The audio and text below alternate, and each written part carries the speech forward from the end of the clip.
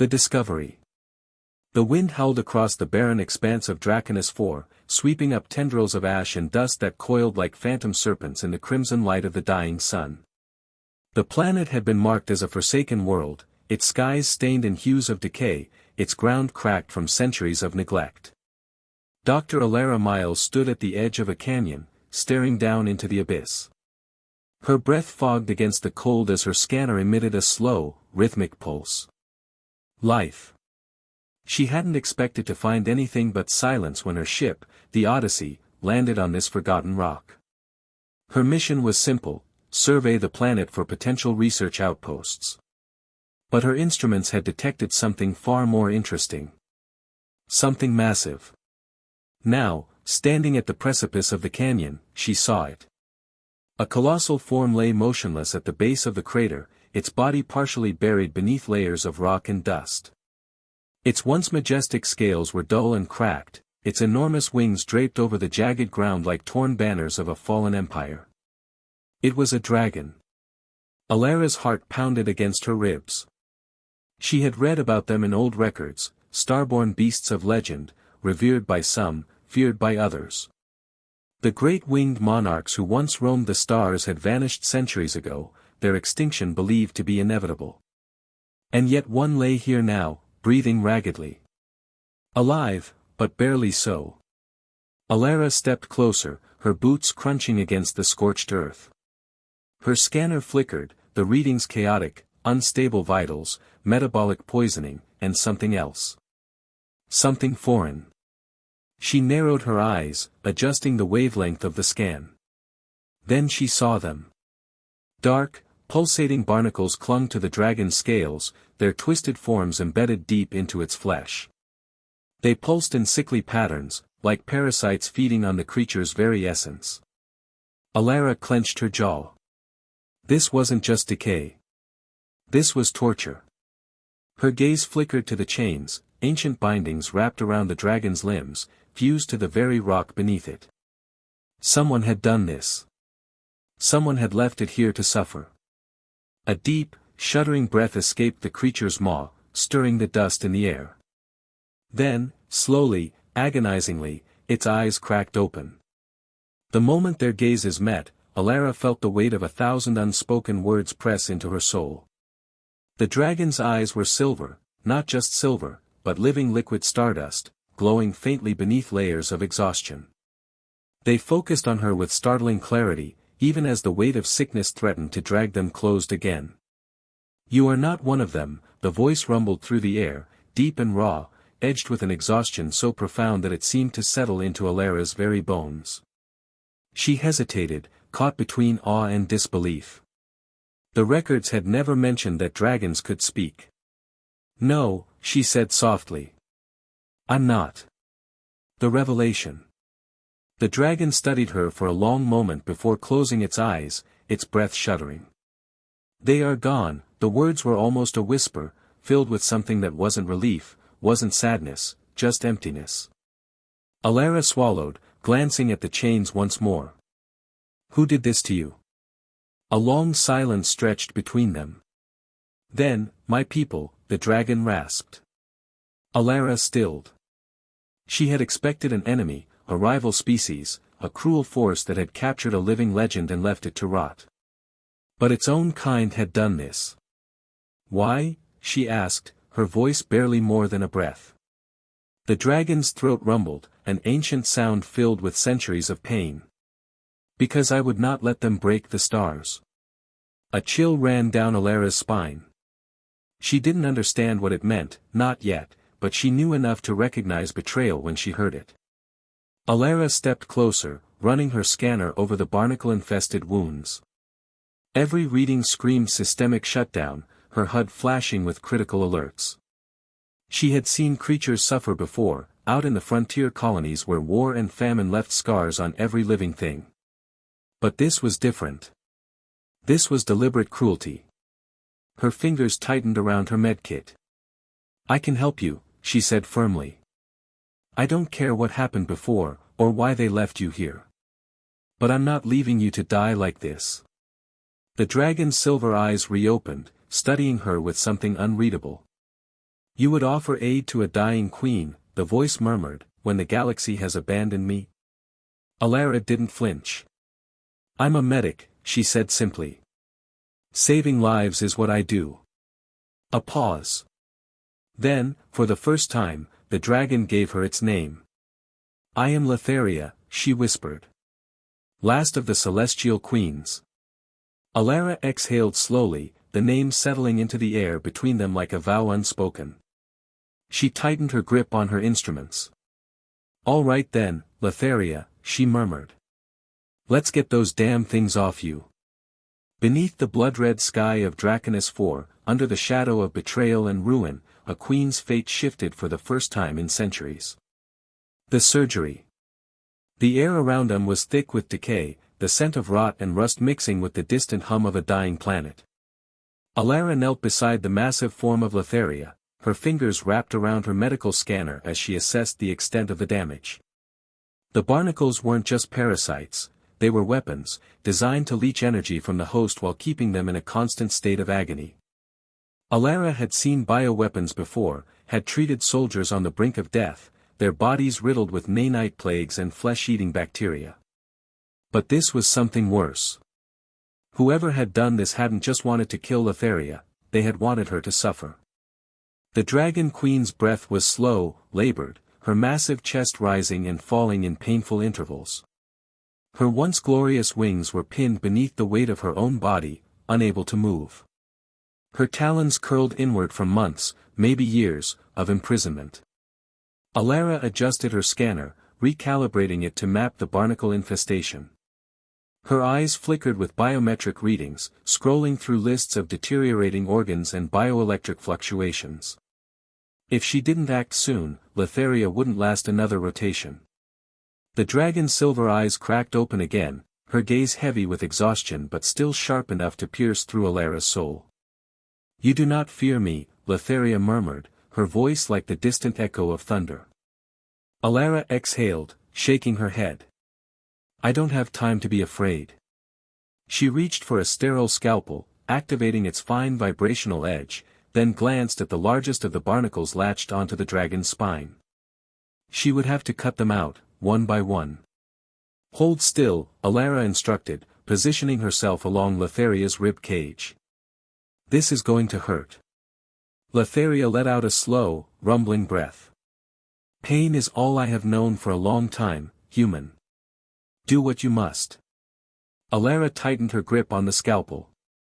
She had dealt with fragile procedures before, performing surgery in the middle of war zones, patching up dying explorers who had been torn apart by unknown creatures. But this was on a completely different scale. The barnacles had rooted themselves deep, their tendrils threading through Letharia's flesh, feeding off her life force like parasites embedded in the veins of a god. If she cut too deep, she could sever something vital. If she hesitated, the barnacles might react defensively, releasing more toxins into the dragon's bloodstream. She had to be precise. Taking a steady breath, she made the first incision. The barnacle twitched violently, sensing the attack. Its tendrils spasmed, curling inward, trying to burrow deeper. Letharia roared, the sound rippled through the canyon, sending waves of dust cascading down the cliffs. The force of it nearly knocked Alara off balance, but she dug her heels into the ground, pressing forward. You're doing great, she murmured, her voice low and steady. She wasn't sure if Letharia could even hear her through the pain, but it didn't matter. She wasn't going to stop. Another cut. The tendrils snapped, and the barnacle finally peeled away, its lifeless husk crumbling to dust the moment it hit the ground. Alara barely had time to breathe before she moved to the next one. The liberation. By the time Alara had removed the fifth barnacle, her arms were aching, her fingers trembling from the effort. The parasitic growths fought her with every incision, twisting and writhing as if aware of their impending destruction. Each removal sent shock waves of pain through Letharia's massive form, but the dragon never once moved away from her touch. She endured. Alara had never seen anything like it, this sheer, unyielding strength. The sky above had darkened, the planet's dying sun slipping beneath the horizon. Shadows stretched long over the barren wasteland, and the cold began to creep in. Alara could see her breath now, faint wisps of vapor curling into the air as she worked. Only one barnacle remained, the largest. It was latched onto the base of Letharia's skull, its tendrils snaking into her spinal column, pulsating with a sickening, rhythmic glow. Alara ran her scanner over it, her lips pressing into a tight line. This one was different. The others had been draining energy, but this one was controlling it, sending out pulses of bioelectric interference, keeping Letharia in a perpetual state of weakness. A control node. Her blood ran cold. This wasn't just biological torture, it was a prison designed to keep a god chained. This last one, Alara said, her voice tense. It's not just feeding on you. It's controlling your nervous system. Letharia's silver eyes fluttered, focusing on her with difficulty. I know, she whispered. When they put it there, I felt my fire die. My wings, they have not carried me for so long. Alara's jaw tightened. She positioned her scalpel at the base of the control node, but hesitated. This was more delicate than the others. One wrong move, and she could sever Letharia's spinal cord. Trust me, she whispered, as much to herself as to the dragon. The cut was surgical, precise. The moment her blade touched the node, it reacted violently, sending electrical pulses through Letharia's body. The dragon convulsed, her massive form shaking the ground beneath them. But Alara didn't stop. She carved deeper, following the tendrils, cutting away the foreign tissue that had grown around Letharia's nerves. Then, with a final slice, the control node came free. The effect was immediate. Light blazed from Letharia's eyes, not the dim glow of exhaustion, but the brilliant radiance of liquid starfire. Her scales shimmered, color returning to their dulled surface like dawn breaking over a frozen world. For the first time in centuries, Queen Letharia of the celestial dragons lifted her head. The chains that had held her cracked and crumbled, the ancient metal unable to contain her awakening power. Her wings unfurled, massive, magnificent, casting shadows across the canyon as stellar energy coursed through her being once more. I can feel it, Letharia breathed, her voice no longer weak but resonant with returning strength. The fire. The connection to the stars. You have given me back my soul, Alara Miles. Alara stepped back, watching in awe as the Dragon Queen rose. The transformation was breathtaking, like watching a constellation come to life. How did you know my full name? Alara asked, though she was smiling. Letharia's eyes sparkled with ancient wisdom. When you saved my life, our spirits touched. I know you now, brave healer. And I know why fate brought you to this forsaken place. The Dragon Queen stretched her wings wide, testing muscles that had been dormant for so long. You asked why my people did this to me, she said, her voice carrying across the canyon. They wanted to consume the stars themselves, to drain entire systems of their life force and become gods of a dead universe. I refused to help them. So they called me traitor and left me here to rot. Alara felt a chill that had nothing to do with the planet's cold. Where are they now? Gone, Letharia said simply. Their greed consumed them as surely as these parasites consumed me. But their weapons remain scattered across the galaxy, and there are others who would use them. The Dragon Queen lowered her massive head to look directly at Alara. You have saved more than just one dragon today, little healer. You have prevented a darkness from claiming the stars. A new beginning.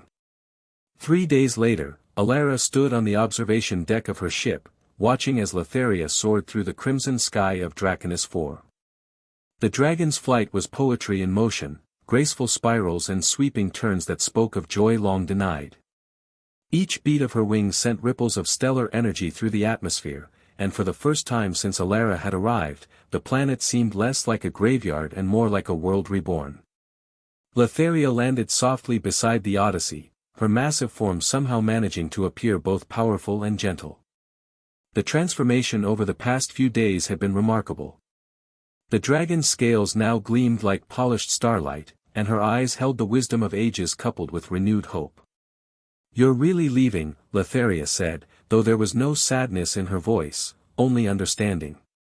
Alara nodded, checking her ship's systems one final time. "I have to. There are other worlds, other people who need help. It's what I do. And it's what makes you extraordinary," Letharia replied. "But before you go, I have something for you." The Dragon Queen extended one massive claw, and from it dangled a small pendant, a crystal that seemed to contain swirling starlight within its depths. "This is a fragment of my heart fire," Letharia explained. "It will allow us to communicate across any distance, through any barrier. You saved my life, Alara Miles, but more than that, you showed me that there is still goodness in the universe. That compassion can exist even in the darkest places." Alara accepted the pendant, feeling its warmth against her palm. "What will you do now?" Letharia's eyes turned toward the stars visible through the planet's thin atmosphere. "I will rebuild. There are others like me, scattered, hiding, afraid. I will find them. I will tell them that the age of fear is ending, and that there are still those who fight for what is right. And the weapons your people left behind? I will find them too," Letharia said firmly. "And I will ensure they can never be used to harm innocents again. This I swear on my fire and my crown." Alara smiled, fastening the pendant around her neck. "Then I suppose this isn't goodbye." "No," Letharia agreed. "This is the beginning of something new. You have given me back my purpose, dear friend. And I suspect our paths will cross again." As Alara's ship lifted off from the surface of Draconus Four, she watched through the viewport as Letharia spread her wings and took to the sky once more. The dragon's roar echoed across the planet, not a cry of pain or despair, but a declaration. The last of the celestial queens had returned, and the galaxy would never be the same. Alara set course for the outer rim, where reports of a plague outbreak needed her attention. But as she flew through the void between stars, the pendant around her neck pulsed with gentle warmth, reminding her that sometimes the most important healing happens not in grand gestures, but in simple acts of compassion. Behind her, Draconus Four grew smaller until it was just another point of light in the darkness. But that light burned brighter now, carrying with it the promise of hope restored and the knowledge that even in the coldest reaches of space, the bonds between souls could kindle fires that would burn for eternity. In the depths of the galaxy, an ancient evil stirred at the news of a Dragon Queen's return. But that is a story for another day. For now, Dr. Alara Miles flew toward her next patient, while Queen Letharia soared toward her destiny, both forever changed by their encounter on a forgotten world where compassion had conquered despair. And in the vast tapestry of the universe, their story became legend, proof that sometimes, the smallest acts of kindness can reshape the very stars themselves. The end.